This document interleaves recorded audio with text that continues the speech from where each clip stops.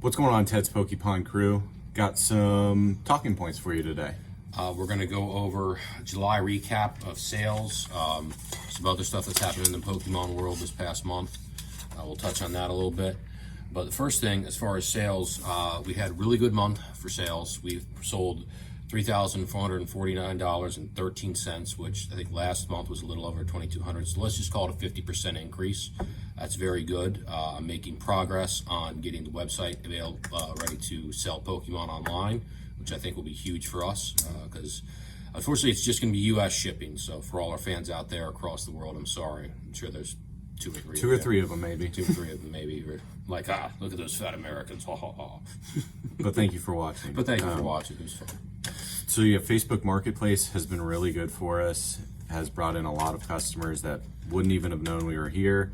We need to also work on getting our main sign out on the road to incorporate some Pokemon into it, that we sell cards here. Hopefully that'll bring some more people in too. We are just off of one of the main strips through Cincinnati, so there is a lot of traffic that goes by us. So it's a good opportunity to sort of help grow the business there that way.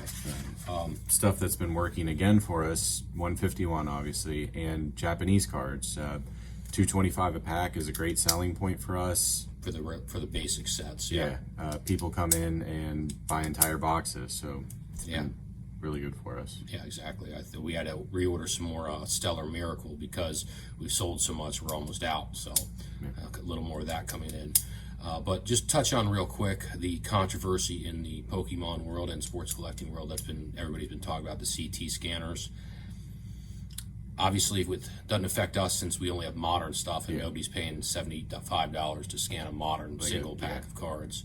I think down the line it's going to really affect the vintage pack market, because any vintage packs that you pretty much got to figure, not only have they been weighed, but now that they've been scanned and you're just buying bulk cards. Well, yeah, I mean they sell them as like, heavy pack, but like, okay, does it have like a regular? But now there's not a good hollow in there. Even if you buy from someone who has a marked heavy pack, okay, does it have a Charizard hollow or is it a Nidoking hollow? I don't think it's gonna affect it as much as people think. It'll just make buyers a little more wary of buying vintage stuff at card shows and around the country. But if you know the seller and you trust them, then I think that that the technology is just not there yet. Yeah.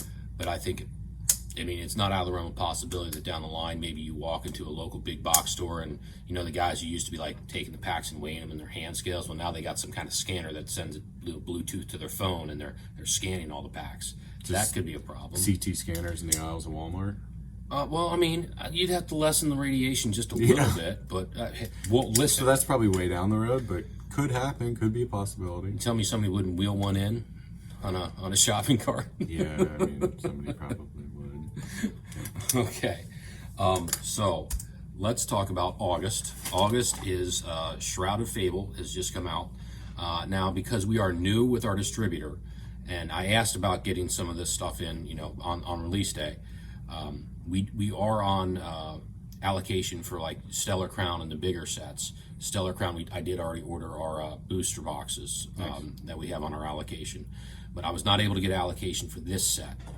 Because he said it was based on whether you ordered enough pencil cases and eraser blisters, and I just didn't order that stuff because we're a smaller store and I couldn't get it in at the prices that we'd be able to sell it for good prices, like I like to sell things for. I don't want to sell things for full MSRP retail. But there are some cool cards in Shrouded Fable, and that's what we're going to go over now. So we're going to skip down through we're not going to talk about the regular EX cards. We're going to start with the Tapu Bulu card. I think that's a good looking card. Yeah. Don't know what kind of playability it has, but I like the artwork on it. Little jungle in the ancient ruin scene there. Mm-hmm. The next one is Houndoom. I think that's going to be a good chase card. Now, the things that people have found about... Are you going to edit these in the video? Yeah. So look. Boop. And card right here. It probably will be in the center, or it could be the whole screen. Card's going to be right here if he messes it up. I will try. Houndoom there. That's a good looking card. Very intimidating looking pack there. Let's see, that's the next one. It's Horsey. That's a good looking card. Look, this is me looking at the card. I better be able to do this or it's going to look really stupid in the video. That is a good card. That is a good card, the Horsey. The Duskull, the little evolution, I'm not cool with this kind of cartoony look. I know people want them in a set, but to me that just doesn't, exactly. Now the next card, the Cresselia, that is a good looking card. It's all right. It's all right. The cards also look so much better when you have them in person than Oh, just yeah. looking on I think- online.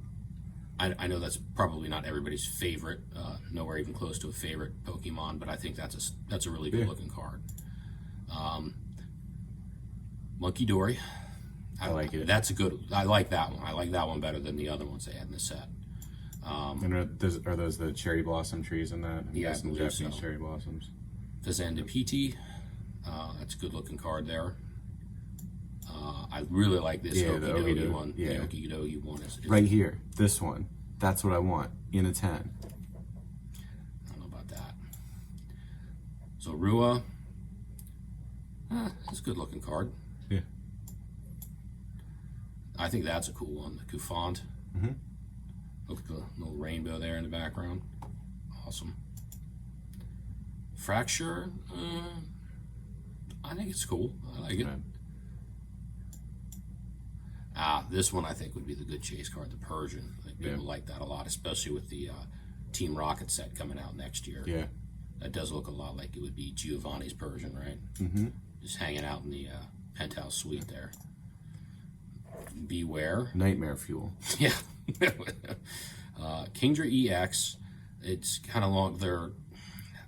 I'm not exactly a fan of this type of illustration.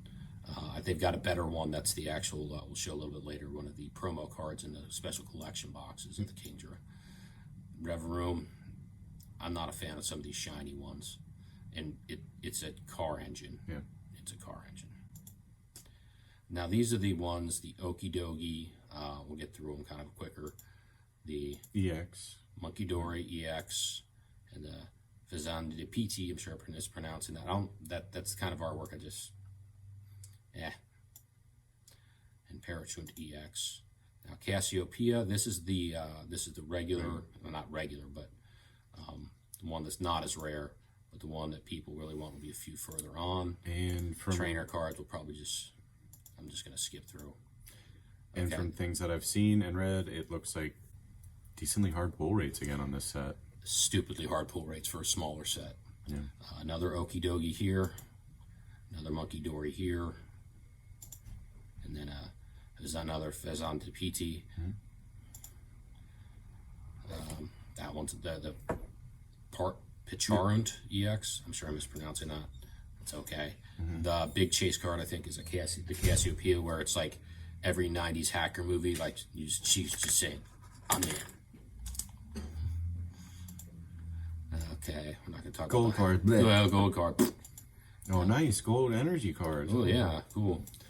Now we're gonna get to. Let me just get down to them. I think this is the card that comes with the trainer box, which doesn't come out till the 23rd. So we'll try and get some of those after they come out too, since that's the biggest amount of cards you can get in this for this set in a single box. But the big ones, the Greninja.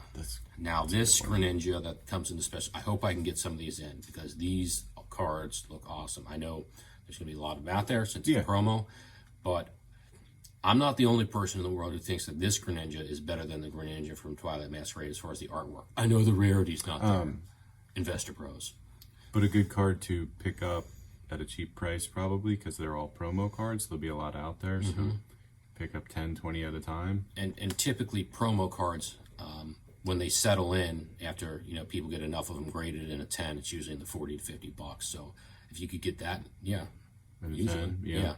So if you could get that in a 10 for that in that price range after, then you don't have to deal with, trying to send it in and getting that 9 or that 6. Yep. Yeah. I really like the Greninja. Yeah, that's a really good card.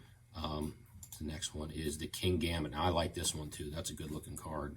Now, for whatever reason, this picture has, I don't know if that's just the hollow when they took the picture up there behind it, or if that's actually on the card, because it's hard to tell sometimes because you don't have it in your hand. But I think that's a cool looking card, the King Gambit. Let me go back, sorry. The Kingdra EX. Now that one I like. That's a really good one, just like the Greninja.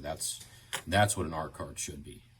That actually looks like a piece of art. Yeah, incorporating like the classic Japanese wave picture. Wave picture, moon in the background. Look at the sparkle effect on the hollow there. That's a good looking card. So I think that as far as collectability, there's a lot of good cards in this set. But the best cards, I believe, in my opinion, are the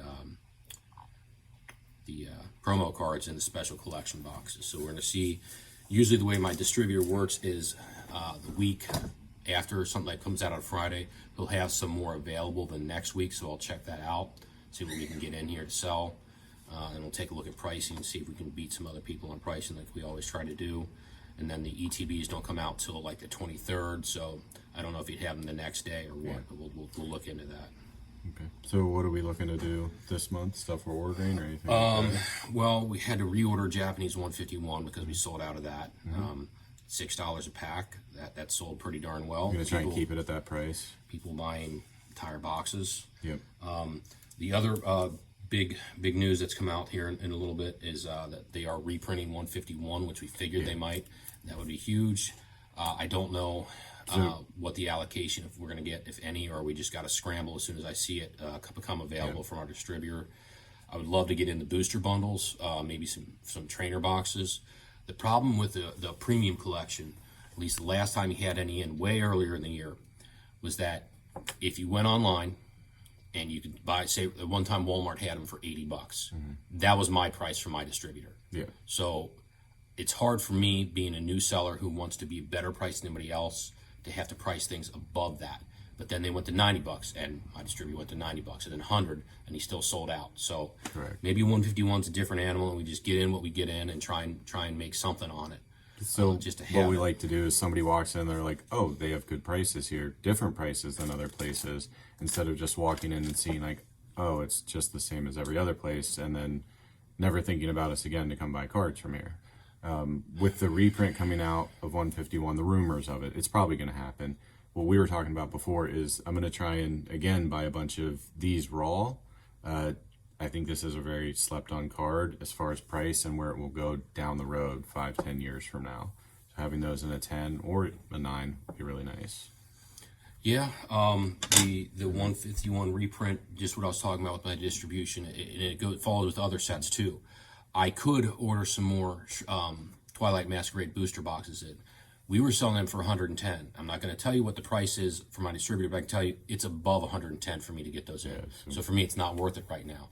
I personally feel that that set has been helped by the fact that Shrouded Fable was kind of pushed back with the trainer boxes. Shrouded Fable is not really a hyped set, and I think that really helped push the Twilight Masquerade up, as well as the terrible pull rates. So there had to be a chase card, and it came out being the Greninja.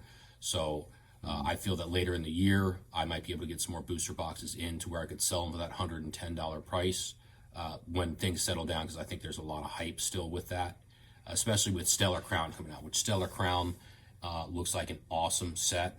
And we're going to do our card magic again, even though I don't have it on the screen here.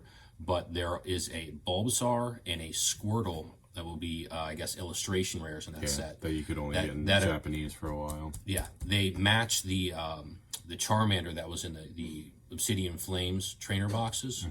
They kind of match that. I think the Bulbasaur looks really cool.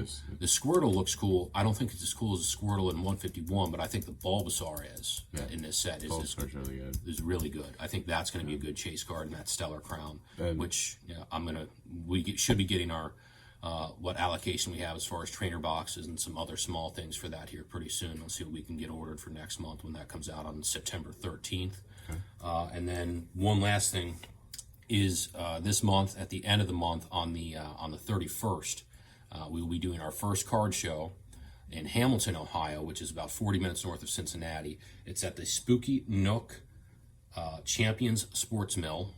So I will have to Google again how to get up there, but it's going to be it's a 2-day show, but we're only working Saturday. We actually have that Saturday off here. It's hard for us to do card shows because we already work 6 days a week. When you work 6 days a week with family, sometimes you want a break.